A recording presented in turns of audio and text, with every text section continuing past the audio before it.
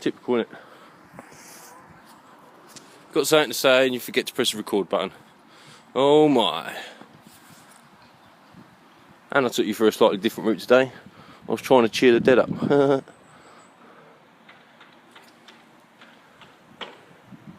So, I'll try and recap. Big thank you to Rory McPhizz, back to Flat L, and Miss Kim. Much love to you both. Your comments always they keep me going.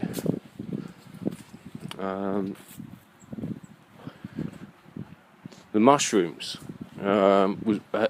it brought to mind the topic of discussion about trees falling in the woods, no one being there to see, does it make a sound? Well, I doubt very much if many people are noticing the mushrooms I've been noticing, but they're still growing. I've forgotten everything I just said just now. We'll come back to that another time. ODD TV is two young lads and the interview. This is the start of it. They are the first of millions to come, and I don't think it's our job to wake people up, but to catch them when they fall. When people realise, they're going to be like, what the some people are going to go off their nut, unless of course we can set an example that says, don't worry, it's alright, it's a big bitch, but it's not quite the end of the world that it might seem to be. And so yeah, our job is not so much to wake people up, but to be there. I think again, I've forgotten everything I was saying. I was having some night thoughts last night. I might add them on now. So what if night and day don't exist?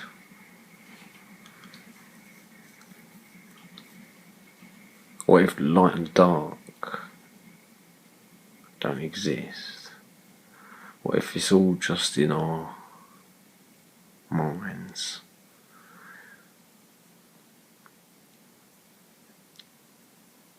And it's all a case of thicker and thinner atmosphere during the night and day. And what if the sun is not hot, but is activating more of the atmosphere, activates more of our brain,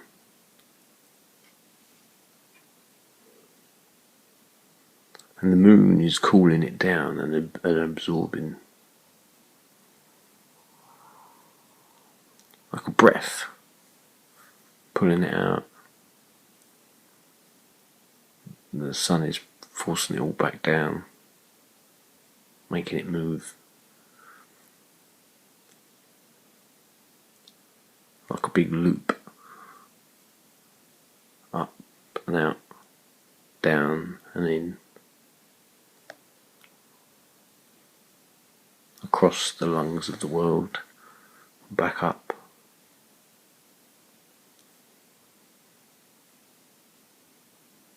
What if it's always just one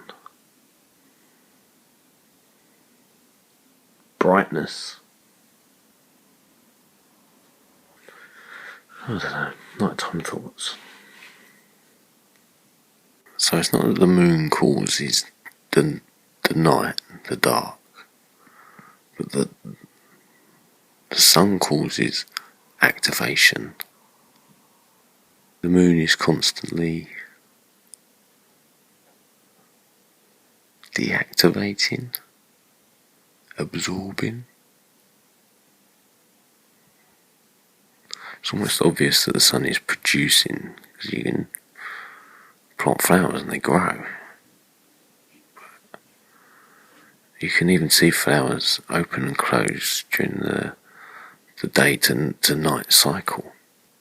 This is less activation.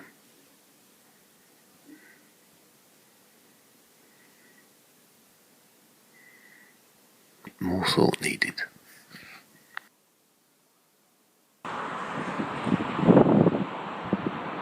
And then I'll try and clarify them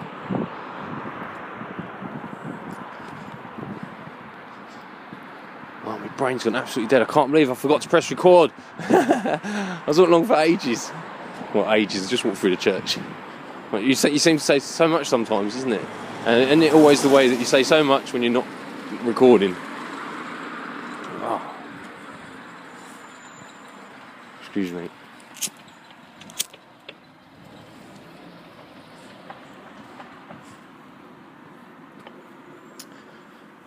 Oh, now where was I?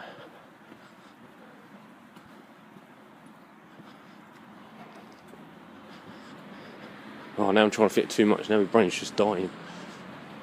Well, I hope you are all well. I hope everybody's well.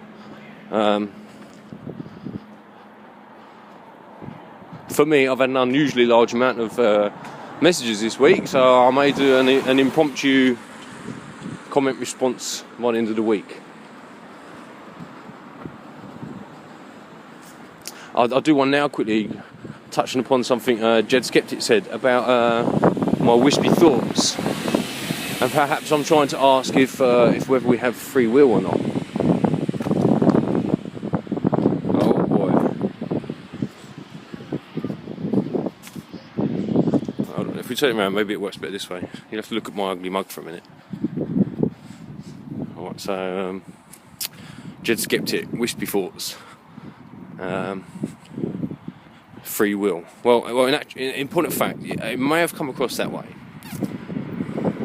Well, I do in fact know, that word. I do know that we have free will. For myself, I know that we have free will. I could stop now, turn this off and go home, and I wouldn't go to work.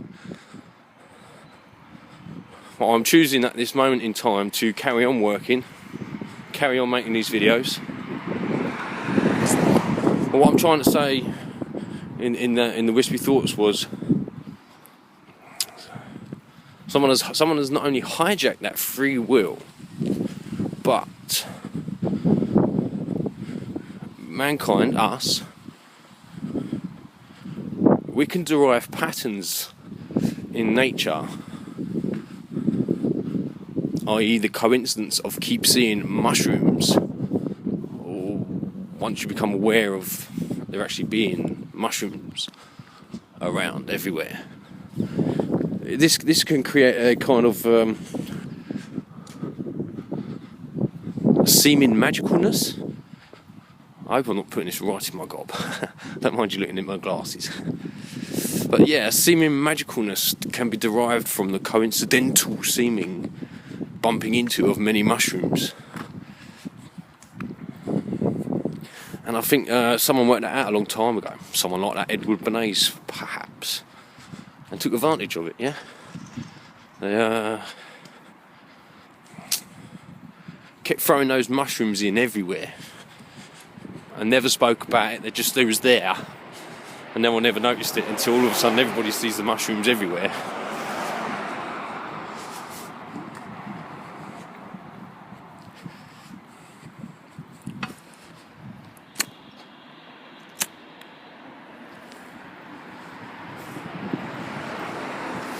I do kind of believe in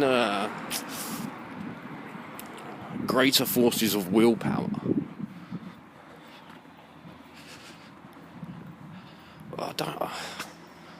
I can't think of these as magical beings, because in many ways, if you was to think of a rock or stone as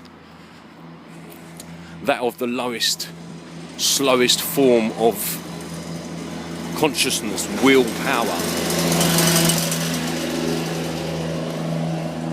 then we're kind of at the height of conscious willpower, aren't we? We've got bits of solid, we've got bits of liquid. We can move, man. We can think.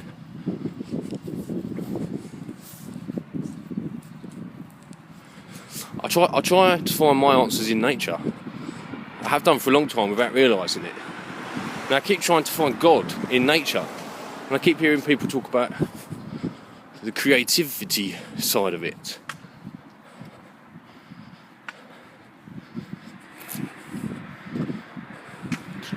Bird's nest is just a bird's nest. There are many different types. And yes, amongst starlings, each nest is slightly individual. and different, but they're all still just birds' nests.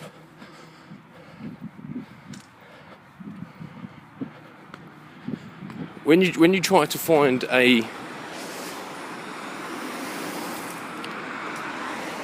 when I try to find a suitable representation of God, the best I can come up with would be the matriarch, the patriarch, the leader of the pack.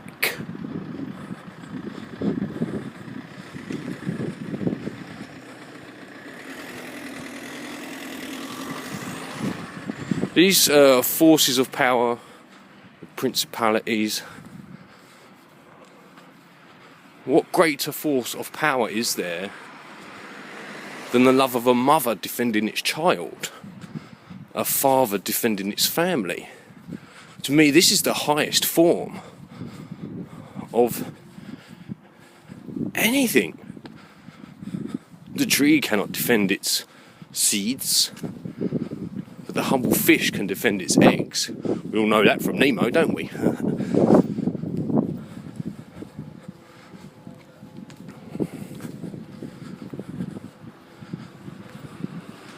We're all individual. We're all still just humans. We're all capable of vast creativity, which not many people are exercising at the moment, because people don't know how. People forgot it was driven out of people. Art's for druggies and hippies, dropouts and layabouts, the lazy wannabes and no-hopers. Art is what created this world. As we walk around, everything you see, art created it. Art in one form or another, whatever you want to call it. Even now, I still think there are artists among builders, artists among bricklayers. Many of you know that, the first who will listen, of course. But there are far more who do not recognise this, do not care about this. And I think for myself that this is what we have to change. I love listening to Del from Beyond the Imaginary Curve. I have to disagree with him when he says we have to put aside logic, emotions. To go back and look for all empirical evidence is to go back and start chopping open skulls to see how the brain works. Well, they did that for like 100 years and we still ain't worked out how it all works. We've got these special machines that can see inside without having to chop the brain open, we still don't know.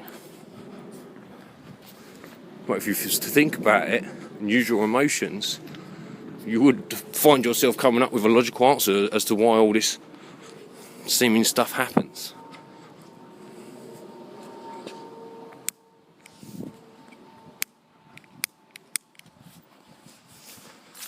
Oh dear. I'll leave it there for a minute. Peace and luck.